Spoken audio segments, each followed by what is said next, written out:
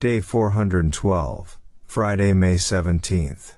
Ecclesiastes 11, Part 1 of 2. Ecclesiastes 11 and 1 and 10, NKJV. Cast your bread upon the waters, for you will find it after many days. Give a serving to 7, and also to 8, for you do not know what evil will be on the earth. If the clouds are full of rain, they empty themselves upon the earth. And if a tree falls to the south or the north, in the place where the tree falls, there it shall lie. He who observes the wind will not sow, and he who regards the clouds will not reap. As you do not know what is the way of the wind, or how the bones grow in the womb of her who is with child, so you do not know the works of God who makes everything. In the morning sow your seed, and in the evening do not withhold your hand, for you do not know which will prosper, either this or that, or whether both alike will be good. Truly the light is sweet, and it is pleasant for the eyes to behold the sun. But if a man lives many years and rejoices in them all, yet let him remember the days of darkness, for they will be many. All that is coming is vanity. Rejoice, O young man, in your youth, and let your heart cheer you in the days of your youth. Walk in the ways of your heart, and in the sight of your eyes, but know that for all these God will bring you into judgment. Therefore remove sorrow from your heart, and put away evil from your flesh, for childhood and youth are vanity. Daily Deep Dive. The UCG reading plan states, having in Ecclesiastes 10:20 concluded his counsel on dealing with the human powers that be, both political and economic, the teacher moves next at the start of chapter 11 into his concluding remarks on financial prudence. Garrett, the New American Commentary, note on Ecclesiastes 10:18-20, and on more broadly contending with uncertainties in living life. Yet we should again observe that, as in the transition from Ecclesiastes 9 to Ecclesiastes 10, there is no narrative break between Ecclesiastes 10 and Ecclesiastes 11. Rather, the mostly proverbial sequence begun at Ecclesiastes 9 continues. Yet the change of subject and the interrelatedness of the next several verses show that we have again moved into a new unit, this being our current reading. These last admonitions about wealth and more broadly living life, while coping with uncertainties in Ecclesiastes 11, 1-6 form the last part of the current middle subsection beginning with or following Ecclesiastes 9, focused on living boldly with wisdom and diligence. As the New American Commentary states in its introductory notes on Ecclesiastes 11, the teacher sees two great dangers connected to the making of money. The one is to become consumed with work, and the quest for wealth. Ecclesiastes 4:6-8, Ecclesiastes 5:10, Ecclesiastes 6:7-9, but the other is to fall into poverty, and the suffering it entails, through laziness or misfortune. Ecclesiastes 4. Ecclesiastes 5:13-14, Ecclesiastes 6:2, Ecclesiastes 1:18. We must guard against both. The same commentary says that the strategy presented here against the latter threat, especially in light of the problem of unforeseen circumstances we've already seen, such as in Ecclesiastes 9:11, is to diversify investments or spread one's resources and energies around into different enterprises and pursuits, a safe and sane approach to financial security. It is not a program to get rich quick, but it will save one from many sleepless nights. Same note. We'll give more consideration to this concept in going through the individual verses. We should further realize that the diversification here applies beyond financial security, as it's a strategy for well-being more generally in whatever your hand finds to do, Ecclesiastes 9. It's important that what your hand finds to do not be just one thing, which may come to naught, but many things. Dr. Walter Kaiser explains, since we cannot comprehend the totality of God's providential acts, the only proper course of action is to be diligently and wholeheartedly involved. Some of this activity will succeed even if all of it does not. Ecclesiastes. Total Life, pp. 112-113. Solomon lists several proverbial illustrations to make his point, with a series of imperative direct exhortations among them. These start with Ecclesiastes 11. Cast your bread upon the waters, for you will find it after many days. Viewing this literally, we might think, no, the bread would be soggy, and by many days it would be dissolved or eaten by fish. Or, as Kaiser notes, the bread on the water may not be a literal reference to throwing thin cakes of bread into the water like chips of wood in the hope that those cakes will one day turn up in some distant place where we will be, and there be in need of bread cakes. The figure may come instead from the realm of foreign commerce, wherein ships finally return with a gain after an indefinite period of time. p. 113. This appears to make the most sense.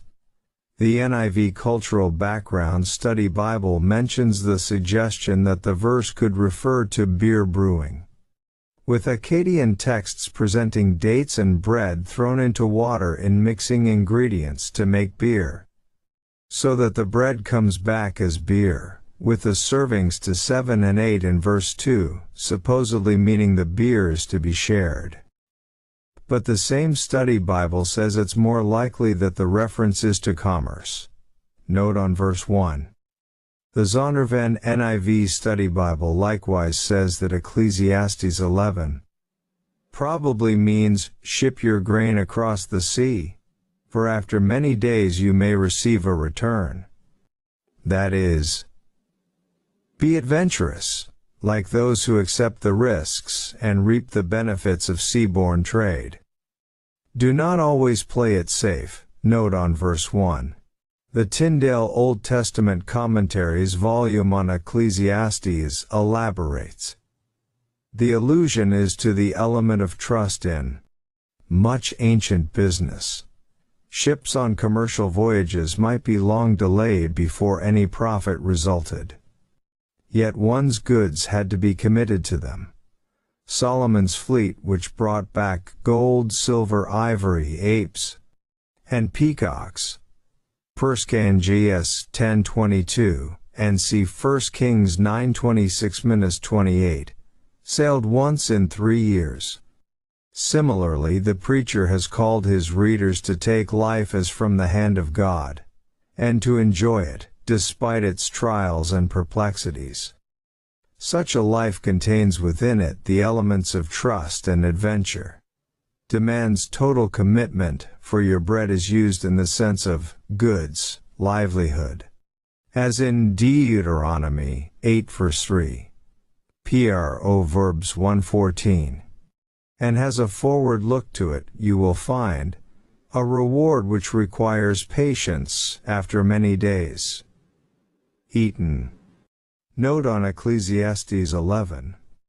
Proverbs 31:14, cited here, says of the virtuous woman or wife of noble character, she is like the merchant ships. She brings her bread from afar. World English Bible. The association of bread with shipping in another of Solomon's works is certainly noteworthy. Now, Kaiser and a number of other commentators take the bold venturing of resources here to be engaging in charity, arguing that this is what is also meant in the next verse about giving servings to 7 and 8. But many others dispute this. Tyndale says the idea that verse 1 is a commendation of philanthropy has in its favor a parallel in the instructions of Shoshonkhi from Egypt, ca. 4th cent. BC. Do a good deed and throw it into the river. When this dries up you shall find it. However, the parallel is not exact. The Hebrew reads bread rather than good deeds. The point, therefore, is not to urge shrewd foresight in calculated philanthropy, but shrewd insight in business. The parallel, in Proverbs 31:14, quoted above, likewise points more to the realm of commerce than philanthropy. Note on verse 1. Expositors concurs. This idea of investment in charity does not belong to the teacher's thought elsewhere. So, we may prefer the alternative that links the meaning with VV. 4-6. Nothing ventured, nothing gained, as a proverb says. Be like the merchant who uses his capital for trade, including trade across the seas. Note on verses 1-2. The New American Commentary says, this is not an exhortation to charity but advice on investments. To cast bread upon the waters is to engage in commercial enterprises involving overseas trade. Eventually the investment will pay off. Note on verses 1-2. Yet those who see only commerce here are probably viewing the proverb too narrowly, as it can easily apply beyond the financial realm. Charitable investment may well be part of the meaning too. Indeed, this verse, along with verse 2, probably means to expend one's efforts and resources in a variety of ways in every area of life. Church, family, home, friendship, career, education, finances, charity, recreation, you name it, and, even more generally, to be outgoing and daring and do as much as we can. Put yourself out there. Nothing ventured, nothing gained applies to everything in life, including our service to God in all its forms. Tyndale concludes that the preacher probably has in mind the wider subject of obedience to his God. Note on verse 1. Of course that should apply to the whole of life. For whatever we do is to be done heartily in service to God. Colossians 3:23. The same commentary refers to our willingness to engage in various pursuits, and accept whatever results as a venture of faith. Same note. Again, this is all part of living life boldly, giving it our all, with wisdom and diligence. The accompanying proverb here specifically states, give a serving, actually, portion to 7, and also to 8. For you do not know what evil, calamity or bad occurrence will be on the earth. Ecclesiastes 11. We've seen the pattern of a certain number and one more in other passages, to show that only some examples are given or to emphasize the last part of a sequence, such as 3. Yes. 4. Proverbs 30:15-31, Amos 1:2 and 6. Yes, 7. Proverbs 6:16. Ecclesiastes earlier showed the strength of not just 2 together but 3. Ecclesiastes 4. The step up in Amos of the sins of various nations facing judgment probably signified that the measure of guiltiness is more than full. Tyndale, note on Ecclesiastes 11. Indeed, with regard to the current verse, 7 often symbolizes completeness or fullness in Scripture, while the word for 8 also carries the meaning of overfilled or superabundance, that is, of more. So the point here would be, as Kaiser notes, to distribute to as many as you can, and then some, p. 114. Yet as already mentioned, Kaiser and various other commentators take verse 2 and verse 1 before it to refer to being generous, giving liberally to others, while others see both verses in a strictly commercial sense.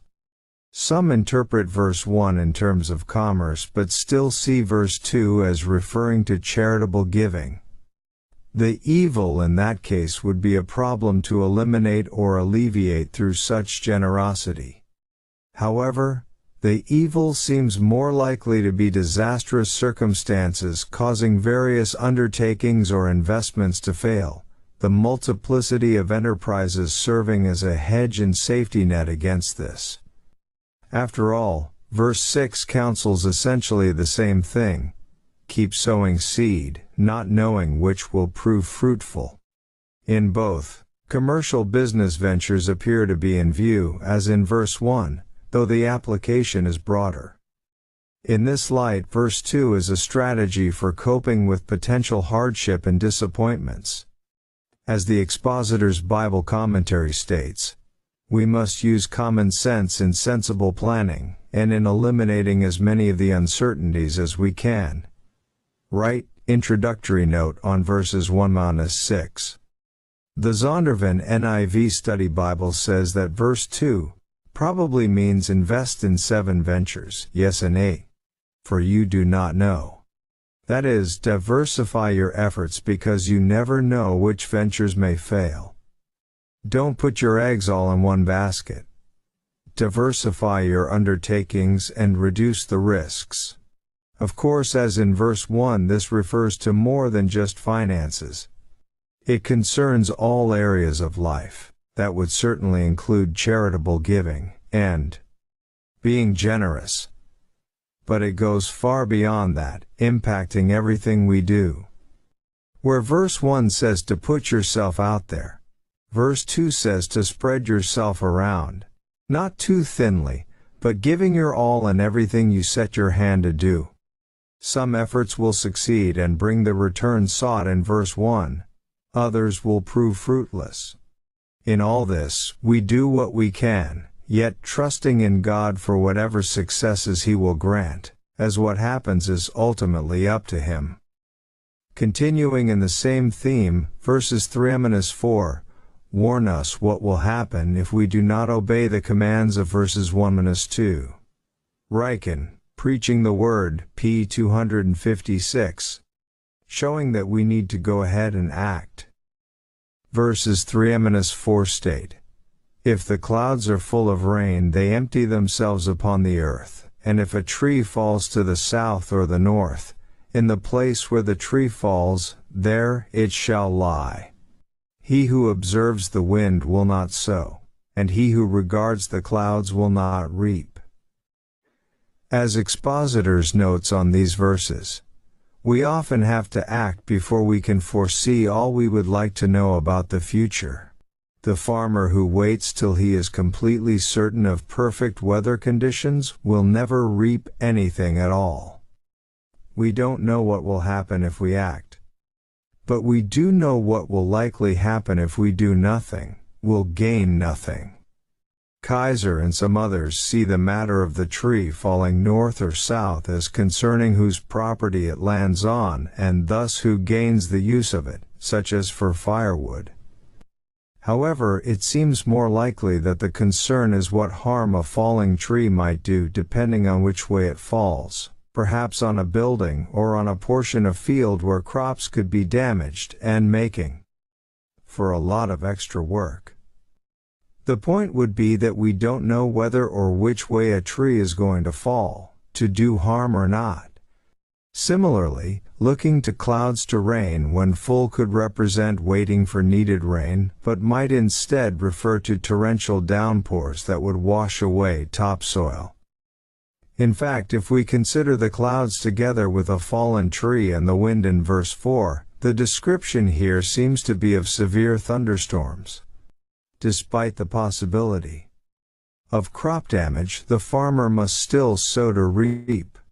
The New American Commentary states, verse 3 speaks of a storm and means that it is inevitable that disasters sometimes will occur. If clouds are full means that when the time for such a calamity comes, it cannot be avoided. The proverb about trees falling simply means that whatever will happen, i.e. the inevitable, will happen. Note on verses 3-4. Eventually it's going to storm, in the weather and in life. We can't prevent that. nor can we accurately forecast when it will come, or what the results will be. Whichever way a tree falls is whichever way it falls. That's how this life is. So much is unpredictable. We have to wait until it happens to know. It's like the 1950s song lyrics, Que sera, sera, whatever will be, will be. The future's not ours to see. And as with so much of life's wisdom, Solomon said it a lot earlier.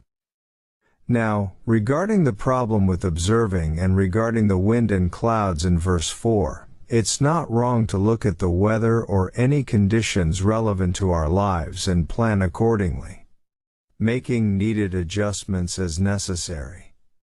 In fact, it's wise to be prudent and thereby avoid danger. See Proverbs 22:3. Proverbs 27:12. Kaiser rightly notes about Ecclesiastes 11. Of course, this proverb must not be directed against careful observation of surrounding conditions. Rather, it is aimed at the fruitless and impossible demand for absolute certainty in conditions before we act. p. 115.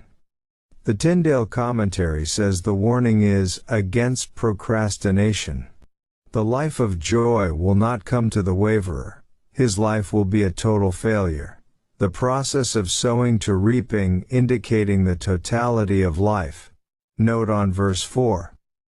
And the New American Commentary further says, verse 4 says that one cannot use the possibility of misfortune as an excuse for inactivity. Someone who is forever afraid of storms will never get around to working his field. The teacher in effect says, just face the fact that things may go wrong, but get out there and do your work anyway. Note on verses 3-4. And this, of course, fits with the overall subsection theme of working with all one's might with wisdom and diligence. Part of wisdom is being reasonably cautious. But we can only prepare for so much, and time is fleeting. When it's time to plant, as in Ecclesiastes 3, we had best get out and plant if we want to reap. As with Ecclesiastes 11, this applies in business and in all areas of life. Verse 5 reminds us that God is the one working everything out, and as we've seen before, He does not let us know all He has in mind. The specific wording is intriguing. As you do not know what is the way of the wind, or how the bones grow in the womb of her who is with child. So you do not know the works of God who makes everything. Some think that, as in the King James Version, the word ruach here should be translated spirit and not wind, especially with the reference to a child in the womb. But this word was just rendered wind in the previous verse, and it likely still means that here, though perhaps there is an overlap, with the wind of God as His Spirit moving in the womb to produce a child. Concerning the way of the wind, some think, as in expositors, that it is likely that Jesus Christ has this verse in mind when He told Nicodemus, "The wind blows wherever it pleases. You hear its sound, but you cannot tell where it comes from or where it is going." John 3. The Greek word pneuma here, also meaning both wind and spirit, footnote on verse 5. Of course, Jesus said this in discussing being born anew through a spiritual process, yet likening this to the process of physical birth. In either case, all that God does in producing a child is not revealed to us. It remains beyond us. No one can penetrate the wholeness or the specific details of His work. Kaiser, p. 115. The end of verse 5 shows how all this fits into the context of verses 1-6, speaking of the works of God who makes everything. Solomon is analogizing God's hidden and intricate masterful working in the womb to form a child to His hidden and intricate masterful working in our lives and the world around us to make us all into what He wants us to be, and what He wants the whole world to be. The calamity or adversity of verse 2 that causes ventures to fail. The storms and tree falling in verse 3. God brings these to pass or allows them for a reason. The great plan He is working out for all of us. We saw this back in Ecclesiastes 7, noting that adversity is not always bad and prosperity is not always good. God is making something, making everything, and we just have to trust that He knows what He's doing. Thus we act, stepping out in faith, knowing that whether our ventures succeed or fail, we remain ever and always in the hand of God. We are not ultimately subject to the elements or random forces, we are subject to God and His will, which thankfully includes His love and care for us and His desire to accomplish His ultimate purpose in us and in the world at large. We'll see more about the application of Ecclesiastes 11:5 in relation to the next verse. This next verse, Ecclesiastes 11, draws the unit begun in verse 1 to a close, summing up by telling us to go ahead and sow, to work and invest as already mentioned. Verse 6 also closes the lengthy middle subsection begun at or following Ecclesiastes 9, regarding giving our all using wisdom and diligence. Ecclesiastes 11, entering into a new theme, begins a new subsection as we will see. Verse 6 begins with telling us to sow our seed in the morning and in the evening, not to withhold our hand. Morning and evening here give us the sense of daily work and also, with the merism of opposites denoting all in between, the sense of being active all through our waking hours. The Hebrew wording rendered, "do not withhold your hand," literally means, "do not let down your hand." Tyndale note on verse 6. That is, don't stop working, keep at it. Verse 1 spoke of casting bread on the waters. Here in verse 6 we have a parallel image of casting seed on the land. Some might see verse 1 as broader ventures and verse 6 as routine toil. However, verse 6 still gives us the sense of diversifying our efforts through casting forth a lot of seeds to increase the odds of a better yield overall. You don't know which will prosper or not, the verse goes on to say. Expositor's notes on verse 6, because the future is unknown. We must accept calculated risks and believe that though some of our ventures may fail, a sufficient number of them will succeed. And again, this is true in business and in all areas of life. When facing all that might happen, we must not shrink back and do nothing. Rather, we must do more. As Kidner notes, pointing out a parallel with our spiritual lives. The true response to uncertainty is a redoubling of effort, making the most of the time, being urgent in season and out of season, expressed by Koheleth in terms of the farmer and his work, and by Paul in terms of the spiritual harvest from the good seed of the gospel and works of mercy. Cf. Ephesians 5:16. Series, The Bible Speaks Today series. The Bible Speaks Today series. The Bible Speaks Today series P98. Yes, we have to do what we can. But this is with understanding that, as the previous verse, Ecclesiastes 11, brought out, all is in the hands of God, in whom we must have faith. Look, verse 5 twice said, "You do not know." There the way of the wind or the works of God. The wind itself being subject to Him. The point was that we don't know what's going to happen, as that is in God's purview alone. Yet verse 6 says we must invest and labor toward positive objectives anyway, for, again, you do not know, in this case, which will prosper. Again, whether it prospers or not is up to God, whose work you do not know. It is enough to know, as far as the progress and results of our work are concerned, that God is also at work. Kaiser P. 116. So we do what we can do and look to God to oversee that and everything we can do nothing about. Seeing the picture in verse 5 of a child being formed in the womb is bearing on verse 6 in terms of business entrepreneurship. The New American Commentary states, just as in pregnancy a couple can only trust God that all will turn out well, even so in business enterprises, one can only leave the outcome to God.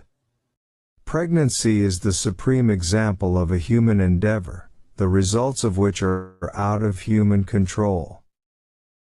Again, however, the lack of certainty in financial investments indicates the wisdom of diligence and diversification. Verse 6. Note on verses 5-6. Once more though, this application extends far beyond business. It concerns using our time, energies and resources in every area of life. We must in everything strive with our might in various ways while looking to God to see us through. Some see no spiritual meaning here. But why would the exhortation to sow in verse 6 not concern the most important sowing we will ever do? As the Apostle Paul wrote, "For he who sows to his flesh, just trying to satisfy one's fleshly desires, will of the flesh reap corruption. But he who sows to the Spirit will of the Spirit reap everlasting life." Galatians 6:8. So we might expect that the admonition to sow bears on the life of God's spiritual people, as Kidner noted above. We must do everything we can in every way possible to fulfill the calling God has given us, both collectively and individually. For instance, God's church is trying all manner of ways to proclaim the truth to the world, sowing the seed of the gospel. And we must all invest our resources in that. Paul, in a verse cited by Kidner, said that he who sows sparingly will also reap sparingly. And he who sows bountifully will also reap bountifully. Corinthians 9. Moreover, we must strive to do all the good we can, in righteous living, in our own spiritual study, and in serving others. Let us not grow weary while doing good, for in due season we shall reap if we do not lose heart. Galatians 6:9. And always remember that, while we exert ourselves in human efforts of planting and sowing in the various ventures of life, including our spiritual work, it is God who gives the increase. Corinthians 3. Ecclesiastes 11 tells us the same. Putting it all together then, in the face of life's uncertainties we do what we can to succeed, striving with all our might and wisdom and diligence through many avenues. Looking to God all the while, trusting the final result to Him, in whose hands it is. As a popular saying advises, work as if everything depends on you. And pray as if everything depends on God. Both things are needed. So, as the Preaching the Word commentary summarizes verses 1-6 p. 261, cast your bread upon the waters. Give a portion to 7, or even to 8. In the morning sow your seed, and at evening withhold not your hand. What God will do, you never know, but you will never reap, if you never sow. We come now to the start of the third subsection of the last major section of Ecclesiastes that began in Ecclesiastes 8:16 concerning removing discouragement and applying God's plan to the lives of believers, per Dr. Walter Kaiser's outline in Ecclesiastes. Total life. This third subsection, Ecclesiastes 11, the final subsection before the book's conclusion, tells us to remember our Creator in the days of our youth. Ecclesiastes 12:1, tempering enjoyment of the present with reflection on future death and divine judgment. In the words of Kaiser's outline, the daily reminder of our imminent death, and the prospect of facing our Creator and Judge should infect or impact all are God-given joy and activity. P. 116. He puts the end of the subsection at Ecclesiastes 12. The book's final vanity declaration restated from the beginning of the book, see Ecclesiastes 1. But he also sees Ecclesiastes 12 as transitional to and starting the book's final conclusion, though there is an obvious break after this verse, as we'll see. Ecclesiastes 11, end part 1 of 2.